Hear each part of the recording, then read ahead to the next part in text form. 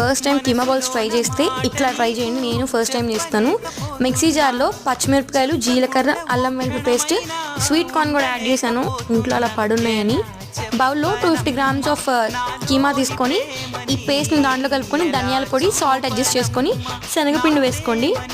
శనగపిండి వద్దు అనుకున్న వాళ్ళు స్కిప్ చేసి మైదా వేసుకోండి. కారం వేసుకున్నాను నేను కలర్ కోసం. మిర్చి స్పైసీనెస్ తగ్గించుకొని కారం వేసుకున్నాను.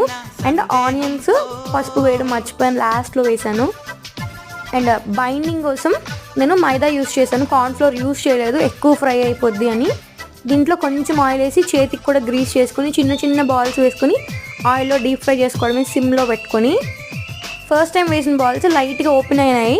సో సెకండ్ ట్రిప్ వేసేటప్పుడు కొంచెం రౌండ్గా నీట్గా చేసి వేసుకున్నాను. చాలా బాగా వచ్చాయి. ఫస్ట్ ట్రిప్ తినడం కూడా అయిపోయింది మాది.